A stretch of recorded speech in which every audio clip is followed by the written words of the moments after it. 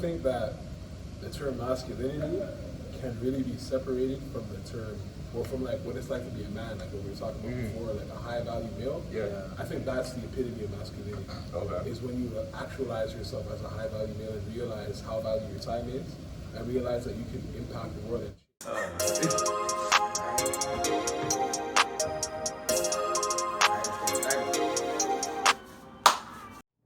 I'd say that's how. I believe to be a high value male, you have to understand. Partly what he was saying is understanding that you're not everything, right? And that means understanding that there's 7 billion people on this earth. Almost eight, right? So that means that you have to make sure that you're also tending to those people. Like learning how to tend to other people other than yourself also increases your value. Facts. Because you're caring for other people and allowing them to care for you in return, and that also puts up your value, because now you have people that see you. It's like having parents or like close friends, loved ones. They see your value differently from everybody else. They see you as something that cannot be replaced. You're irreplaceable. You're someone that they would do anything for, like they'll push you to the right place. They want the best for you. That's value. That's understanding that you're at a place right now that people have a certain care for you, right? And to get to that place, you have to put in the work to care for others. Like for your family, it's different because you were born under their care, but other people, you're not born under their care. You have to show that you care for them to care about you, right? And it's just like natural trading. It's just like money. It's like if I give you money, you give me food, or if I give you money, you give me a game. Like it's a trade. It's a trade-off. So if I care about you, you end up caring about me. It might not always happen like that, because there's people in the world that are different, and not everybody's like morals or vision, their personal codes, their beliefs. Not everybody's the same, but if you care, if there's 7 billion people, almost 8 billion people on this world, if you care about a lot of people at a high level, there's a higher chance of a lot of these people's beliefs coming close to yours and them having to care for you too, right? And knowing that is important, and being genuine in that is also important. Being genuine in your care for others is important, because people can feel that off rip. If you don't think that people can feel that you genuinely care for them, you're confused. If you don't genuinely care for somebody and you want to move like you care for them, that is one thing. You can finesse for a good amount of time, but it's not going to be forever. It's not going to, you're not going to get that far. You can get far enough, but not that far.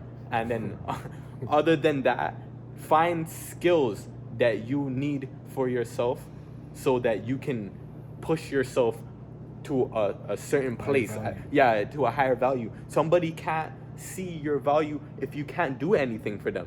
Like the fact that the point that I was making is being able to do things for someone, right? So your value can upgrade. How can your value upgrade if you're not doing anything for nobody? Because you have no skills to put in to do anything for anybody, right? I can't help. How am I supposed to help you upgrade your health or enhance your health if I don't know anything about health, right? If I don't know anything about being a doctor, a nurse, but I want to do that for you. I want to fix your leg, but I don't know how to do it. You have never seen a leg in your life. Never seen a leg in my life. Now I'm going to inflict more pain onto your leg, and you're going to be in a worse state than you were before. And that's how regular life is. If you need to have the skills to be able to have the value that you need or that you would like to have, and be that man of value. For you guys. Man of value. Money. When you have money, you can just do certain things for yourself, and for other people value that, right? So if I have a child and youth work or whatever, if I become a millionaire or whatever, I can own the company that I work for and start my own, right? So my value toward the community is a lot higher because I do things for the community, right? So whenever there's a community event going on, they're gonna invite you, right? Because you help uplift the community. Whenever I sign something, like an autograph or something, this what you see when people sell autographs, right? When like somebody that has a lot of money signs it, like yo, Michael Jordan just signed my stuff, LeBron just signed my shoes. Now I can sell it for more money, right? Because your name is money, right? So when you have money, your value just increases to a certain and next place. Tying with that is power. Like when you can say something and this is done like that, you have value. Like if I can call somebody like, yo, so I work in a studio, right? So if I can call the sound engineer and be like, yo, there's a person that needs a studio session, like, 6 p.m. And he's like, I'm there. That's power, right? Your value starts to go up because people need people like that. People need people in their environment where they're like, yo, I need a photographer, right? And it's like, we need a photographer. You call up a photographer and you just be like, yo, the person needs to shoot, it costs this much or it's free, just reach, come through. And they come in, they're like, all right, you need that now. That being said, the power translates to your assets, right? How much assets do you have, right? How many assets? Can you call that videographer? Can you call that photographer? Can you call, like they have a podcast, the asset would be, can you call people like us that are business minded to have a business minded talk about on a podcast? Like those type of assets are very important, right? People are gonna watch this and be like, who are those guys at? Like, who are those guys? Like, I'm trying to get into the studio now because we've been talking about the studio so much. That's an asset for us now because we decided to connect with these people in a place of power and in a place of influence, right? Influence is up there too. What's your influence on the people, right? There's like almost 8 billion people. Do you have an influence on one? Because if you have an influence on one, you can get one person. I have a YouTube channel. I just started it 4 days ago, January 4th. I just started on the 1st. Just started promoting the Instagram link on the 31st, kinda like really the 1st is when it started, right? So usually people be promoting their YouTube from time, but I wanted like as soon as I dropped it, I wanted to be like, all right, I have something up there, and now I have the subscribers pouring in. I got like 100 and something subscribers in 3 days, right? Off of just pushing myself, that influence on those people. When you check even though it's not that much subscribers, when I compare myself to some of the best people that are making skits on YouTube, they be having like up and coming, they be having like 10, 8 comments, not that much likes. Like when you go on mine, there's 100 likes. There's 100 comments, right? There might only be 300 views, but there's 100 people that watch that for sure, and they're on there talking, right? That's the influence I have on those people, right? Where I can say, yo, check this out, and they, that's the power right there. That's the influence. The money behind the scenes was that I had the money to buy the camera and the equipment, and to pay for certain people's Ubers to come through and be in the skit or whatever, and execute my vision. You know what I'm trying to say? As the influence, that's the power, that's the asset, that's the resources. It took time to do all that too. So it took time for me to bring people out, right? So those people are valued because when I'm connecting with a lot of these people to do these skits, I'm just gonna use my endeavors as the example. When I connect with these people, they'll be like, yo, I have work on Monday, I have work on Tuesday, I'm free Wednesday from 6 to 9, that's my only time. Boom, we booking that now. I know how important their time is to make sure that they get there and that we can execute this. We can rehearse real quick, we can do this. I have to get the videographer, I have to get the actors, I have to get the script done, I have to send it out to people by a certain time frame. People are connecting with me like, yo, I want to act. I'm like, yo, I'm not busy. I'm busy until this day though. So like, my time is, we know that each other's time is so valuable that we're trying to maneuver each other's schedules to coincide with one another. The energy too. So do I have the energy to put into all of that? That makes me valuable, right? So if when people contact me to do stuff for them, right? Whether it's like, yo, I have a track I want to show you, Kings, I know you have a studio, you have a nice ear for music, Do I have the energy to go out there and just listen to their track, Do I have the energy to meet them wherever they are, just go and travel, do all this stuff. That energy that you put into stuff, you get back, right? You put energy into the world put energy back into you. So putting all that energy into all that I'm doing business-wise, putting energy in the time to even come here, Now I get the opportunity to talk about my business, talk about where my mind's at. You guys get to see a deeper or side of me that social media doesn't really present, right? That being said, about social media, your value increases with your brand too. So how you move, like if I'm Grinsz grinding as usual, I'm out here grinding right now, you get to see that you believe in my brand just a little bit more. right? And when more I put out content, if I put out content like once every 3 months, 4 months, you're not feeling me. I'm not grinding. What do you mean you're grinding? You have to see the grind. I might be at work every day or something. You might not know, but you have to see the grind. The perspective matters. When you watch like sports, and you have Stephen A. Smith and Skip Bayless, Shannon Sharp, just to mention some of the analysis people. They be talking about LeBron and how he's not serious and the man, he's washed, boom, he drops a triple-double, for his brands, and now I'm like, LeBron might be the king still, he's gonna win the chip, just like that, people's perspective change on you. How you maneuver the publicity though is important, because sometimes you have there's bad publicity, right? So somebody that had bad publicity last year was Daddy Rambo with a scenario with Sagittarius Shati, right? He flipped all that, boom, 22, 23, 24K followers, you know what I'm saying? He started his entertainment comedian. He's out here, 6 Talk, Lake Talk, go watch their podcast. I watch it out 1-2 times. He's on that. He's in music videos right now doing his skit things. This is to shout out somebody that flipped the publicity of their brands, what I'm trying to say? Respect is also very, very valuable. When you say that you're going to do something, you should do it. And you should give your 100%. People respect you just a lot more.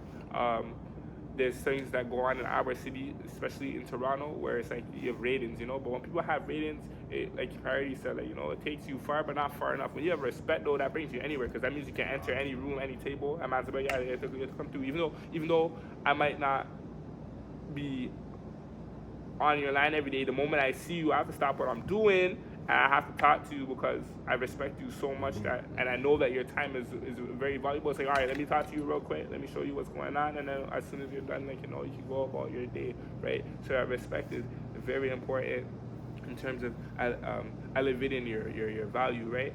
So just figuring out your influence, figuring out your brand, figuring out your time, your assets, your power, your money, all them things help leverage you.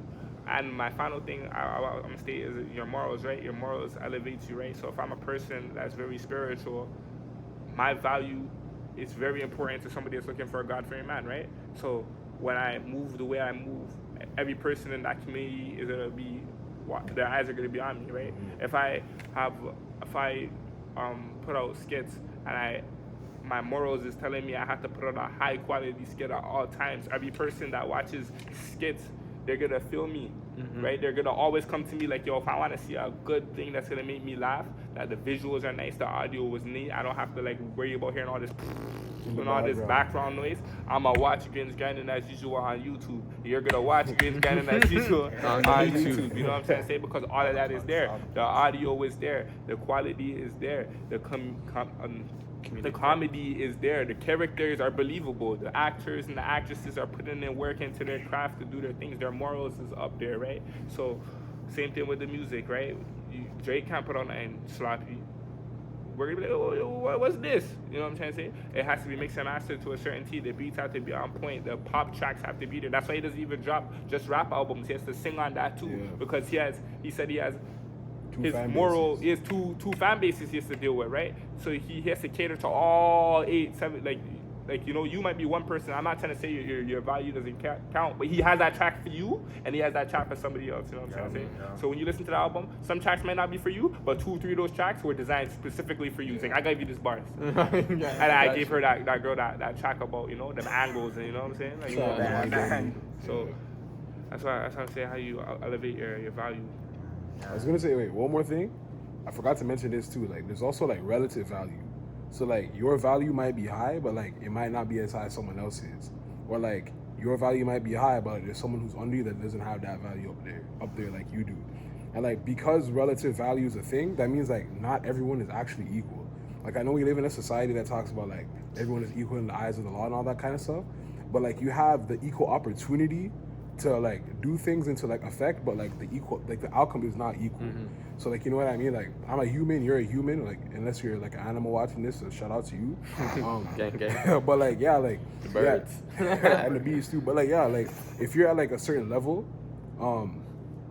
if you're at a certain value level, for example, and you want to increase your value, it's possible. But if you're born to a specific family that might have more assets than another family, then your mobility might be a little bit more than somebody else's. But at the end of the day, the capacity and the ability to affect change and to increase in value is there for every single human, barring like you don't have any like significant disabilities, you know what I mean? Like your madubia and the rasta, like it's like up there and working and functioning. You have like a relatively able body, and you can. There's no difference between you and like Martin Luther King. There's no difference between you and Jeff Bezos. The only difference is that they knew how to use their time, the limited time they have on this planet, to do huge things. You can do the exact same thing. All you have to do is like get the mindset, get the strategy, and you're up there. Let me throw in something real quick about what you just said. You just reminded me. I almost forgot when I was speaking, but like you are an artist, I'm an artist, he's an artist, right? So if I have my own value, he has his own value, and you have your own value, we collaborate on a track. All of our value is on that track, right? Now some of your value kind of spills into my value. Like, you know, your fan base, your audience is kind of pre me, kind of watching me, and now my audience and my fan base is giving you attention, and like we shine light on each other in some sort of fashion, right? So that's a way to up your value. Yeah. One more thing. I'm so sorry. One more thing. I wanted to talk about like, because a lot of what he was saying, it involves trust. Because he was saying that if I say that I'm going to do something, right, or I can do something, I have to then do it so that you can see that I can do it, and that gives the trust. That shows the trust that I have, so that you respect me. Because now you trust that I have the ability and skill to do what I said I would do, or that I said I could do. And now you come to me because now you trust me, right? You trust me with whatever, whether it's the videos or the photography. If you want to be a photographer, I have to be able to trust you with my pics to look nice. Facts. You have to be able to show me that you want me to look neater than anybody else. Like that's how I want to feel when you're taking my picture. I want you to have the focus because I want to feel nice, right? So you have to make people trust you to that level, as if they want you to make me feel like It'd be like that for real though. It's still a bop. It'd be like that. Like you have to make people feel like the trust. Like if it's the photography, you have to make them feel like they're the only person. Videography, you have to make them feel like they're the only person. Like that's certain things you have to make them feel a certain way so that they trust you to a certain extent, which extends your value and upgrades your value. Now they're going to have to tell that story to someone else. That's a referral, and then you get paid again, and you upgrade like so much things. Yeah, like Blueface was saying like the exact same thing. Like your brand has to have like continuity and it has to be believable. Because like as a rapper, for example, like that's the perspective Blueface was coming from. Like you have to have a certain image. Like if you don't have like the I-style chain, like if you don't have like the lavish lifestyle, people aren't going to believe that you're actually rapping about like what you're living. You know what I mean? Like people are buying into the brand, people are buying into the image. So like same thing with not only just like rappers, brands, like and personal brands, but also with like corporate brands too. Like if Apple's like selling you a product, you expect it to be sleek, you expect it to be futuristic, you expect it to look and operate a certain way. You expect the value of that product to be up to par with like the actual product itself, you know what I mean? And if not, then like their stock is gonna like continue to go down and decrease because they have like a certain level that they have to live up to, a certain standard that they have to live up to. So it's the same with you and I. Like in order to increase in value, there has to be continuity with your personal brand, the way that people perceive that brand, and that happens by trust. That happens by your brand reaffirming itself and reassuring itself. Like if you're a reliable person, if you're a man of distinction, so to speak, that has bare potential excellence and you're executing on the excellence that's inside you, and that's a repetitive thing, then that'll increase in your brand. You feel me? If your brand increases, it's what's the same thing called again? It's like I am Cooley's looking glass self. It's like I am not what I think I am not what you think I am what I think you think I am, right? So it's kind of this thing where like if your brand expands, people are going to treat you a certain way, and then you're going to look at that like, oh shoot, they're treating me this way, so maybe I am this way for real. Like if they're treating me like I'm the GOAT, then maybe I am the GOAT, you know what I mean? So it's all about that whole mindset, mentality, brands and all that stuff. Yeah, man, just to put my point on it, like before you become a man of value, you have to see what you like and don't like. And if you're going to push forward to what you do like as a career, job, or whatever, that's when you, at that moment, you commit yourself to that value. You commit yourself to that lifestyle. So just like what everyone said, just going out of your way to make appointments, you know, branding yourself and getting more people on your ship and raising your status. If you're going to be a man of value, you have to do not when you wanted to do it, or if you feel like it, you have to do what is required every single day, or you're not going to be able to get to the point of your life that you dream and envision of. one day. Facts. Very, very wise words. So what I'm going to do, I'm going to jump over one question because it relates to the question after that. And just to tie into this real quick, how do you guys like build confidence? How would you recommend to somebody else to build confidence? Yeah. Doesn't matter. I guess like it kind of like ties into what we were just saying. Like Yeah. when you have like, I guess it's like words of affirmation, but like you also have to have two kinds of confidence. You have to have an internal confidence, and then there's like a confidence that comes with people's words of affirmation type of thing, right? And there's always a balance. There always has to be a balance between the two, because if your confidence is solely based on people's words of affirmation for you, then you have no internal confidence, and so that's why you're always feeding for people's validation and people's affection, because you're insecure. That's where insecurity comes from. There's a void inside of you that should be filled by your own confidence, and you're going to other people asking for that confidence, like, oh yo, do you like shorty be like, oh, do you think I'm pretty today? Does this make whatever look big or whatever? Because like they're always feeding for like a next man or whoever's attention and validation and all that stuff. But then on the flip side, if you're too internally confident and don't listen to anyone around you, then you become egotistical, you become too prideful, you become going back to what we were talking about before, a narcissist, and like you kind of recede back into your own mind, just like a child is like, right? You forget that there are other opinions or other perceptions, other viewpoints that exist outside of your own. And so if you can't take that into account, then you're gonna, in a lot of situations in life, you're gonna bite off more than you can chew, do things that are not currently within your capacity to do, and end up burning yourself out. So it comes from like, if I'm like, okay, like let's use Jason for an example, right? He's off in Iran right now, like fighting a war. You feel me? If I don't have any formal training as a soldier, and you place me randomly on the battlefield, and it's my first time holding whatever futuristic Iranian weaponry they have right now, You're gonna start playing football. fam, you're gonna be lost. You're gonna be dazed. You're gonna be confused. You're not gonna have any confidence. You're gonna be sweating bullets as soon as you get there, right? But if you have that formal training, and you know that you've been verified, you know that you've already been through the process, you know that you've learned from the experiences that you've had in similar situations, and you have a loo and a well of information to reach back on and apply to your current situation, that's where your confidence comes in, because you know, all right, I've already dealt with something like this in the past. I can deal with whatever comes my way in the future, right? Like confidence, like all that stuff comes from the rapport or your rap sheet that you've accumulated over time. But if you don't have that rap sheet, you're not gonna be able to look at your Goliath and be able to slay that. You know what I mean? Like in the Bible, like David killed the lion, he killed a bear, and then when Goliath came up, he's like, yo, who's this uncircumcised Philistine standing before me? You feel me? Like, yo, like I know how to duppy this guy. You He feel me? gave Like, the rap sheets, like, bro. yeah, like yo, like you already know what I've been on. You feel me? But like also, like because I guess like you could all like a counter to this like argument could be like, okay, well, what if I'm just starting out in something and like I have zero confidence? Like, how do I build that confidence? You have to dip your toe in the water, fam. That's why you have to have that. That's why you have to have that little internal confidence in you already there. Where does that come from? That might come from your parents. That might come from religious institutions. That might come from your friends, trusted sources who themselves have been verified in your life, who themselves have already been consistent sources of, okay, like this person hasn't let me down in the past. Yes, this person is human, and every human is prone to some error, but I genuinely realize this person wants the best for me. And so if they're confident in me in this aspect, then maybe I can be confident in me too. Then once you're able to like delve into whatever they're encouraging you to do, and you become better and your well of talents and skill increases, you can be more confident not only in what they were saying about you, which is their words of affirmation, that external confidence, but also your internal confidence. So I've done this thing before, I've repeated it. Practice makes not perfect, but practice makes permanent. So if I'm doing something repeatedly and I'm really good at this thing, if some random person comes over me and tells me I'm not good at it, I already know I am, because of not only what they're saying, but because I'm proven in this thing, right? So that's what I would say. Like the two streams of confidence that people try to like balance, that's how you gain your confidence. You have to try. If you don't try, you can't be confident in whatever you want to be confident in. Yeah, that like I think confidence starts from a young age.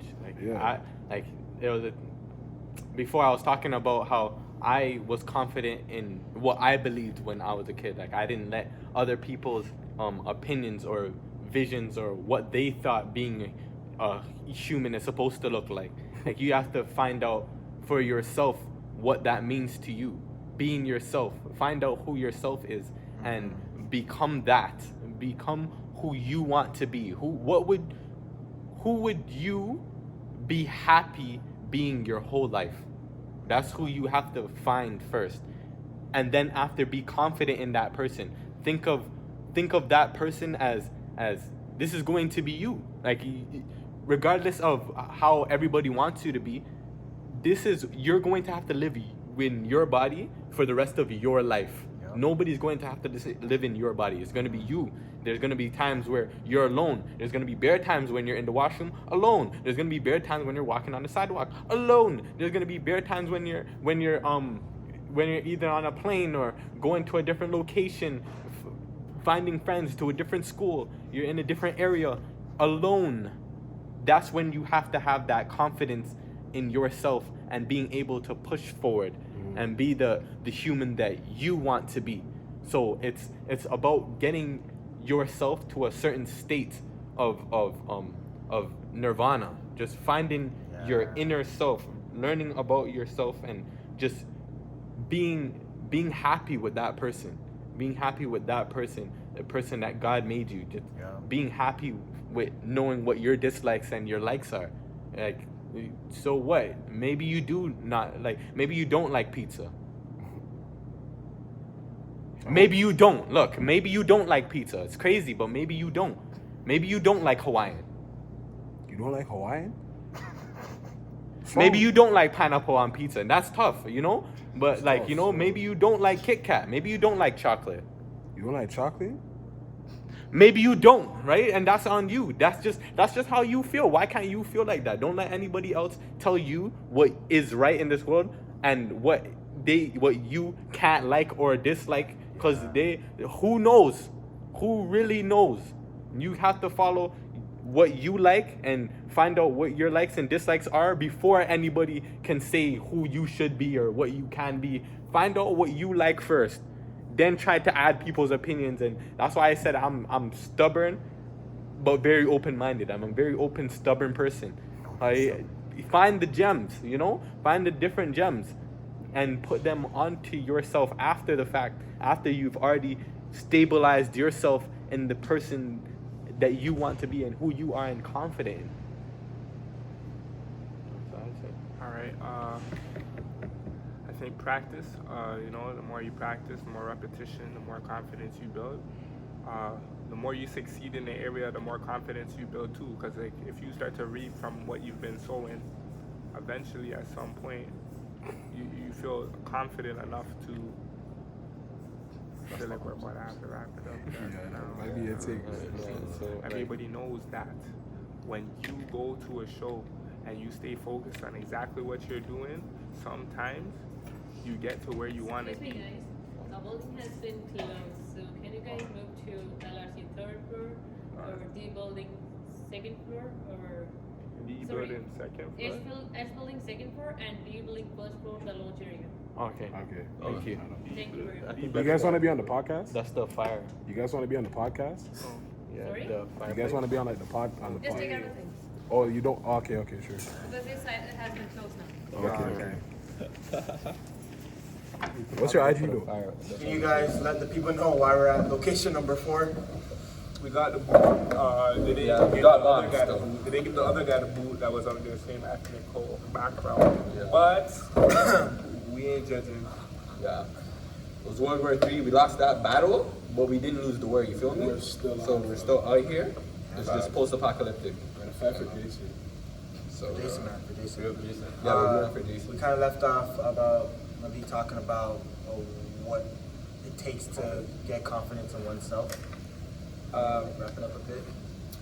Practice. I think it's practice. The more you practice, the more you get to see who you are. Like, you know, like what type of character you have, right? So, because everybody has a different type of perseverance and a different skill set. So the more you practice, you start to see which areas you strive in. So if we're talking about like girls, for example, like, you know, maybe you're not the best like at texting, you know, but the more you practice, you feel like you figure out like there's a certain conversation you can't have with them. Maybe you guys, like, you know, you guys have anime in common, tutus, you know, you can talk about, like, you know, 7 Deadly Sins, you know, Hero Academia or something, you know. So you kind of feel like you kind of figure out. That's a good choice. That's a good choice. You kind of figure out where your strengths are.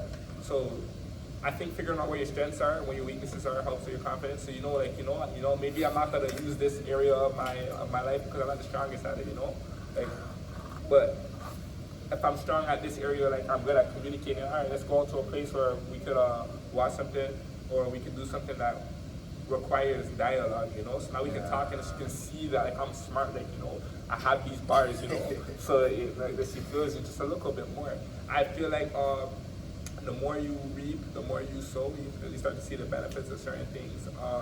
You start to succeed, so the more you succeed, the more confidence you have. So if you're always winning, you're winning, it's like, all right, I have confidence in this area now, I do this is what I do, right? So I write all the time, music-wise, so when people talk to me about music, even though I don't put that much music, I'm a writer first, so it's like if you're questioning my pen now, my confidence in my pen is like, I'll write you for sure. Like, there's no, like, I write every day. So if you don't write every day, then there's an issue, right? I write like 4 or 5 tracks in a day. I rewrite tracks, So my confidence, like, you can see the way I'm talking. I wrote a track last night at like 7 in the morning for a verse for this guy's track, right? So I had written something for that track years ago, but now it's like the track's coming up now we can go somewhere and record it. So I rewrote my verse. I'm like, I'm a better writer today. So I'm like, I'm telling them, my verse is not hard enough. I'm not gonna be on the track, but I already know my verse is gonna be hard enough, so I don't know why I'm capping for it.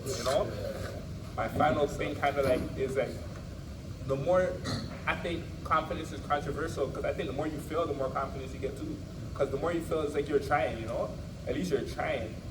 The more you try at something, the more you're failing, the more confidence you're getting, the more you start to learn properly, like, I really can't do this. But you keep doing it to a point where it's like, I do this. So to be honest, like, I missed, like, I might have shot 10 free throws and missed 5 and I made 5. So my field goal percentage is 50%, But the more I keep missing, the more I keep shooting, the more I practice in that area. It's like, all right, boom, 7 out of 10, 8 out of 10, 10 out of 10 one of these days. So it's like, practice, confidence. For confidence, practice, succeed and fail so you can understand your strengths and your weaknesses. Just because we have so many questions, and there's a lot of people, a lot of mouths, a lot of wisdom, a lot of knowledge. As you may have noticed in the past hour and a half. I'm sorry, yeah, as you may have noticed, obviously. So what I'm gonna do is that I'm gonna start off, work off the line, each man gets a question, each man, spits their knowledge, and each of you guys receive the knowledge. Listen, and comment what you think about how that's it. Bro, listen. Have a rebuttal, go ahead and we feel you. I'll send them the rebuttal. I'll give you their. I know there's some most importantly, subscribe to this channel, but after you subscribe to this channel, subscribe to my channel. You feel me? Like, we're different. Like, comment, subscribe, turn on the post notifications. Let's say that too. Yeah, that's fact. Follow me on IG, bro. Bro, I'm different, bro. I didn't know y'all are gonna follow me, so we gotta see that. So, Josh, Sire, how do you define masculinity? Whoa. Alright, ask all 3 of us the questions and then then ask me my question, asking his question, and then asking his question, and then I'll start talking because I gotta think about that. Oh, true. So, purity, poetry, priority. Priority. Okay, I'm gonna skip all the masculinity questions. I'm gonna see that one because there's like 2 masculinity questions, and the second one has like 2 sub questions. It runs deep, so just think. So, priority. Where can females find a good guy? Show them your address, right? Show them your address. I'm so excited. I only taken. Prioritized.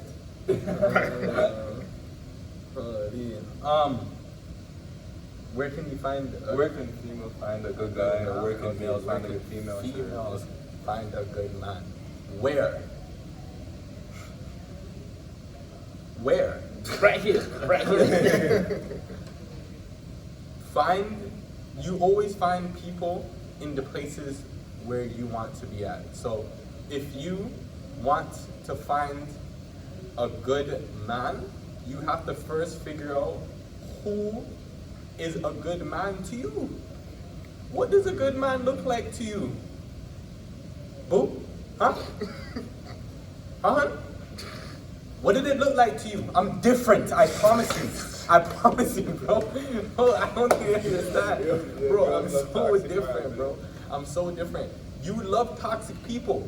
You love toxic mans. My man's going after it. Let me show them. Let me show them. Look. Hood nigga. Look at him. Look at that smiling. Look at you smiling. Look at you smiling. You bugging the fuck. My medulla oblongata is different, bro. Bro, you're bugging, bro. You are bugging. I know you smiled. You might not have smiled to the video. You chuckled in your spirit. My God. You want a hoodlum, right? But you want a good guy. But you asked for a hoodlum. Does that even add up, bro? Do you know what we be doing in these streets? We be doing stuff in these streets, bro. For real. Like, you can't find a good man. You can find a good man. But you have to understand, not every good man is going to be really in these streets, because there's some things you have to do that you might not even be proud of in these streets. But you want to find a good hood nigga. Your story's not adding up now.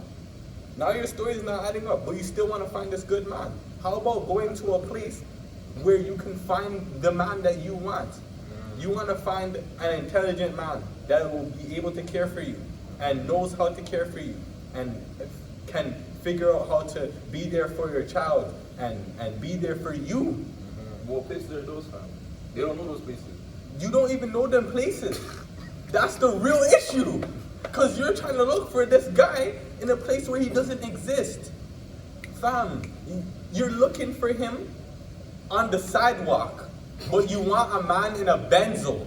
You want a man in a Bentley. That doesn't make no sense. Your story's not adding up. How you gonna be at YD in your big free Macaj jacket, looking and waiting for a man to holler at you, trying to find love? Tell me how that works. That doesn't add up, fam. Tell me how That doesn't add up. That's like you going to Woodbine. That's like you going to Woodbine to watch a movie that's Cineplex quality. It's not adding up. The story's not adding up. How are you how are you at Albion Cinema trying to get to date him at the Apollo? Like, nah, yeah, you're trying to watch Endgame at Albion Cinemas. So you want Prince Charming, but you're dating TJ. Now you're getting TJ. So now you're getting TJ and Daquan. With YK. Right? And YK. Right? All this, right? And you're dating Slime. And you're dating Slime Season. His name is literally Slime Season.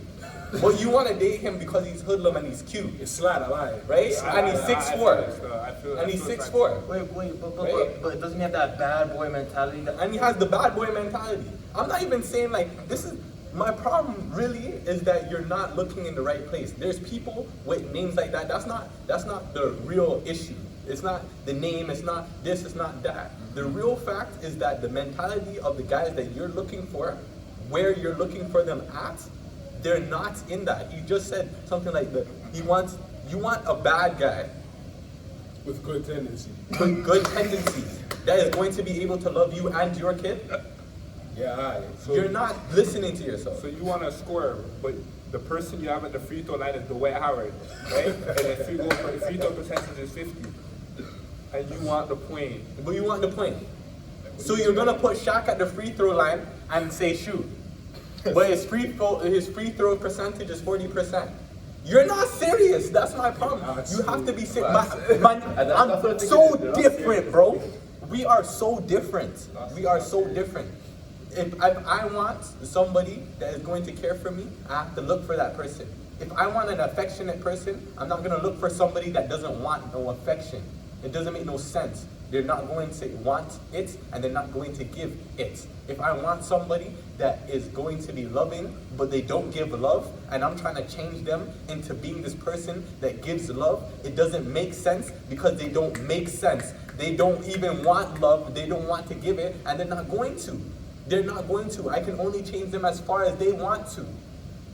That's it. You can only change somebody as far as they want to change themselves. You can bring the horse to the water, you can't force the horse to drink. You can bring the horse to the sea, but if you're trying to make a horse swim, that's a seahorse. That is a seahorse.